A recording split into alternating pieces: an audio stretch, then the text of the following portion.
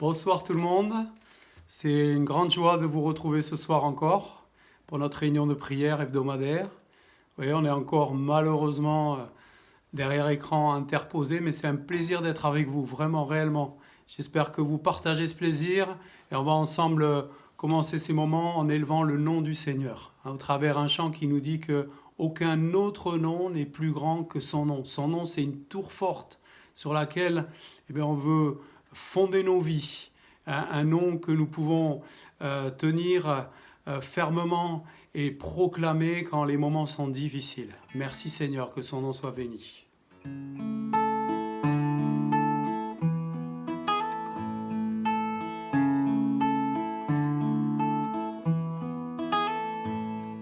De l'aube au coucher du soleil, tes splendeurs nous émerveillent, et notre cœur d'enfant répond en glorifiant ton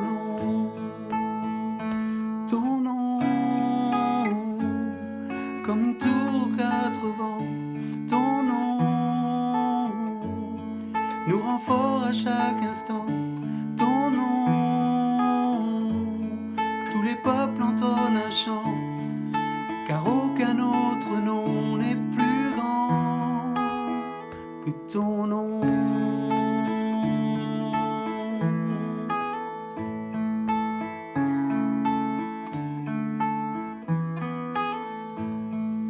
Jésus fortifie nos cœurs par ta grâce et ta grandeur, car c'est en toi que nous prions, bien glorifier ton nom,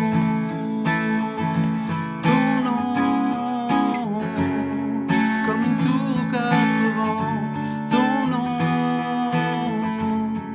nous rend fort à chaque instant, ton nom,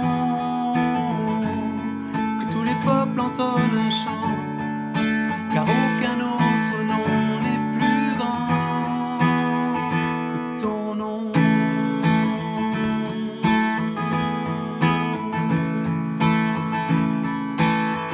Alléluia, gloire à Dieu.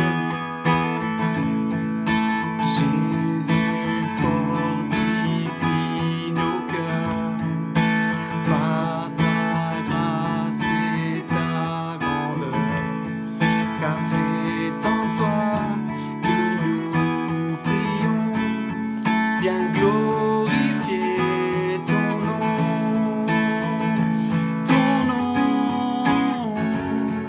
comme une tour aux quatre vents, ton nom nous rend fort à chaque instant, ton nom, tous les peuples entonnent un chant, car aucun autre nom n'est plus grand que ton nom, comme une tour aux quatre vents, ton nom nous rend fort à chaque instant, ton nom, tous les peuples entonnent un chant, car aucun autre nom n'est plus grand que ton nom.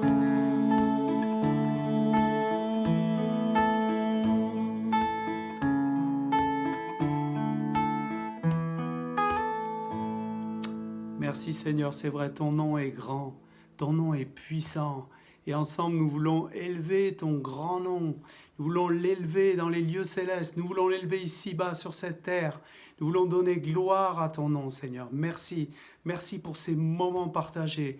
Merci pour ce chant. Merci pour cette louange qui monte vers toi.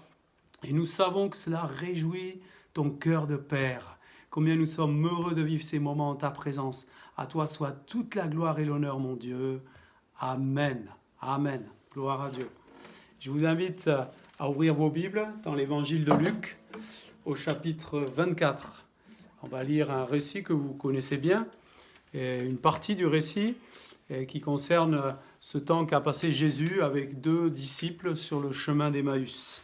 Luc, chapitre 24, et on lit à partir du verset 13. Ce même jour, 2 disciples se rendaient à un village appelé Emmaüs, éloigné de Jérusalem d'une douzaine de kilomètres. Ils discutaient ensemble de tout ce qui s'était passé. Pendant qu'ils parlaient et discutaient, Jésus lui-même s'approcha et fit route avec eux. Mais leurs yeux étaient empêchés de le reconnaître. Il leur dit: « De quoi parlez-vous en marchant pour avoir l'air si triste ?» L'un d'eux, un dénommé Cléopas, lui répondit: « Es-tu le seul en séjour à Jérusalem qui ne sache pas ce qui est arrivé ces jours-ci » ? « Quoi ?» leur dit-il. Ils lui répondirent: « Ce qui est arrivé à Jésus de Nazareth, qui était un prophète puissant en actes et en parole devant Dieu et devant tout le peuple, et comment les chefs des prêtres et nos magistrats l'ont fait arrêter pour qu'il soit condamné à mort et l'ont crucifié. Nous espérions que ce serait lui qui délivrerait Israël. Mais avec tout cela, voici déjà le 3e jour que ces événements se sont produits. » Oh, il est vrai que quelques femmes de notre groupe nous ont beaucoup étonnés. Elles se sont rendues de grand matin au tombeau et n'ont pas trouvé son corps. Elles sont venues dire que des anges leur sont apparus et ont annoncé qu'il est vivant. Quelques-uns des nôtres sont allés au tombeau, ils ont trouvé les choses comme les femmes l'avaient dit, mais lui, ils ne l'ont pas vu. Alors Jésus leur dit: « Hommes sans intelligence, dont le cœur est lent à croire tout ce qu'ont dit les prophètes. Ne fallait-il pas que le Messie souffre ces choses et qu'il entre dans sa gloire ?» Puis, en commençant par les écrits de Moïse et continuant par ceux de tous les prophètes, il leur expliqua dans toutes les Écritures ce qui le concernait. Lorsqu'ils furent près du village où ils allaient, il parut vouloir aller plus loin, mais ils le retinrent avec insistance en disant: « Reste avec nous, car le soir approche. Le jour est déjà sur son déclin. » Alors, il entra pour rester avec eux. Pendant qu'il était à table avec eux, il prit le pain, et après avoir prononcé la prière de bénédiction, il le rompit et le leur donna.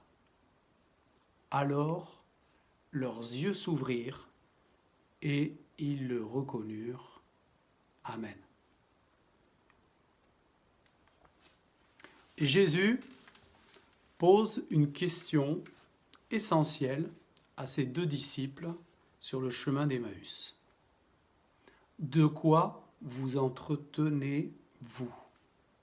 Nous voyons qu'au début du récit, les 2 hommes s'entretenaient de tout ce qui s'était passé, ce qui venait de se passer les jours précédents à Jérusalem. Leur réponse au verset 19 à 24 nous donne un aperçu de ce dont ils parlaient. Ils parlaient de l'arrestation, ils parlaient du jugement, de la mise à mort de Jésus. Ils discutent de leur déception, de ce que Jésus ne les a pas délivrés de l'empereur romain.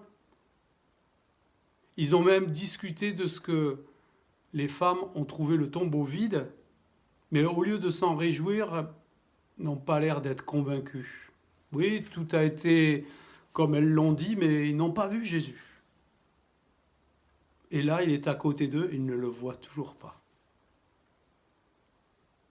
De quoi parlons-nous entre nous ? Par les échanges que nous avons, textos, coups de téléphone, à l'intérieur même de nos maisons, pendant ce temps de confinement, de quoi nous entretenons-nous ? On peut parler de l'actualité. Comme eux ont parlé de l'actualité. Une actualité qui est bien négative, stressante, angoissante. On peut parler des erreurs et de ce que les autorités n'ont pas fait, que ce qu'on devrait faire et comment ça devrait être géré, tout ça. On peut aussi parler de notre déception de ne pas voir le Seigneur intervenir davantage et nous délivrer de cette pandémie, d'empêcher que les églises et les chrétiens soient atteints. Certains même s'entretiennent avec des pensées qui ne sont pas très appropriées, c'est à cause du péché, c'est ceci et cela, ils donnent des interprétations. Bien des sujets peuvent nous accaparer l'esprit, mais la leçon que nous devons tirer de ce récit, c'est que les disciples s'entretenaient de ce que leurs yeux voyaient et de tout ce qui est négatif. Et à cause de cela, ils furent empêchés de voir Jésus. Il est écrit, ils furent empêchés de le reconnaître. Jésus est là, ils ne le voient pas. Peux-tu encore voir Jésus quand tu es concentré sur ton épreuve, sur tes déceptions, sur ta rancœur, ton amertume, parfois même sur tes angoisses? Heureusement, au verset 31, Luc, qui écrit ce récit, nous dit « Alors leurs yeux s'ouvrirent. » Amen. Il va en falloir du temps pour que leurs yeux s'ouvrent, mais leurs yeux vont finir par s'ouvrir. Et Jésus va leur dire, quelques minutes auparavant, comment ils auraient pu le voir s'ils ne s'étaient pas laissés influencer par l'actualité du moment.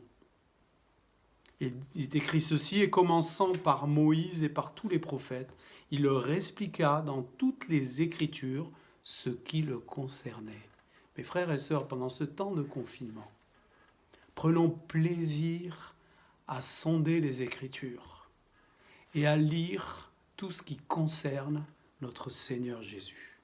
L'apôtre Paul avait bien compris ces choses et dans 2 passages de ses épîtres, il nous exhorte. D'abord dans l'épître aux Éphésiens, chapitre 5, verset 19, il nous dit ceci, « Entretenez-vous par des psaumes, par des hymnes, par des cantiques spirituels, chantant et célébrant de tout votre cœur les louanges du Seigneur. » Ça, c'est pas du négatif.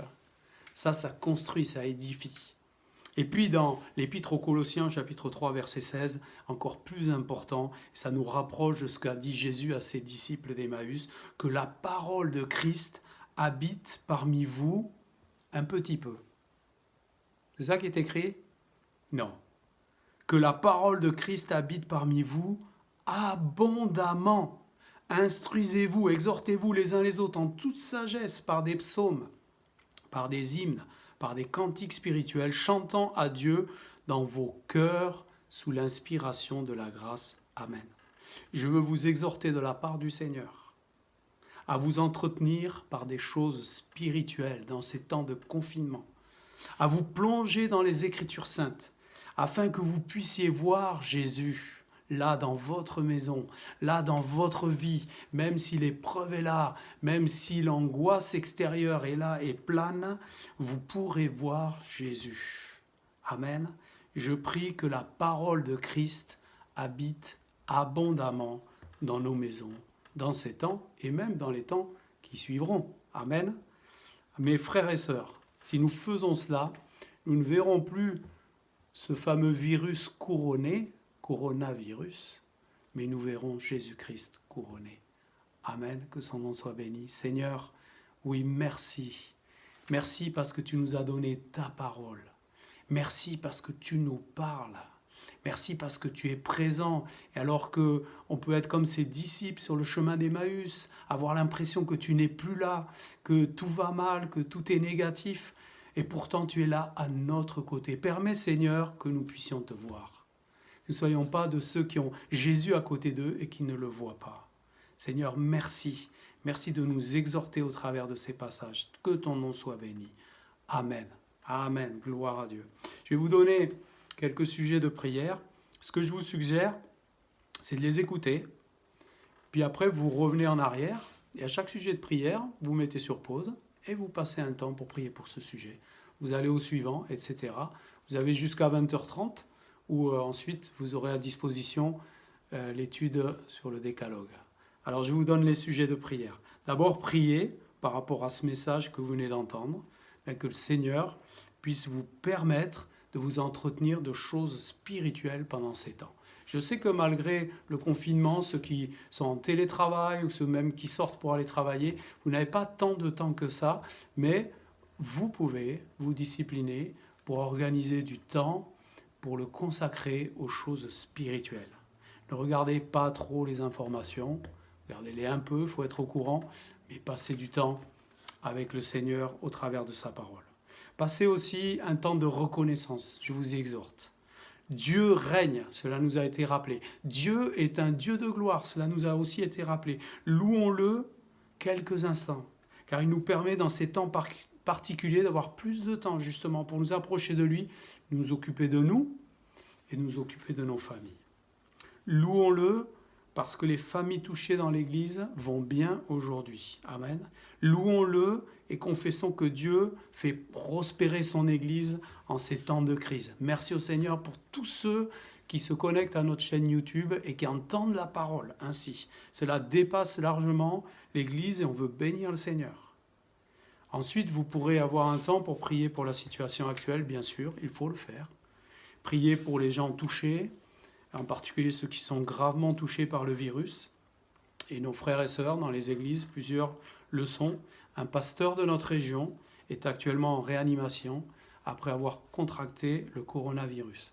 J'aimerais que vous passiez vraiment un temps pour prier pour lui, pour son épouse, pour sa famille, qui sont vraiment affectés par cette épreuve et on le comprend. On veut être à leur côté, on veut croire que le Seigneur va relever notre frère. Amen. Prions pour les personnels soignants, les aides à domicile, les personnels de la vente alimentaire, enfin tous ceux qui sortent pour nous, les éboueurs, etc. Vous le voyez aussi bien que moi aux informations, des gens qui sont utiles pour le pays, qui n'ont pas peur et qui n'hésitent pas à sortir pour nous servir. On veut vraiment être reconnaissant et prier pour que le Seigneur les protège. Prions aussi pour que Dieu aide les familles, et particulièrement les familles avec enfants, à gérer ces temps de confinement. Que Dieu bénisse aussi ceux qui sont seuls. Ceux qui sont seuls et qui ont l'habitude de sortir pour aller travailler, etc., là, qui sont en confinement et qui sont seuls dans leurs quatre murs toute la journée. On pense vraiment à eux aussi.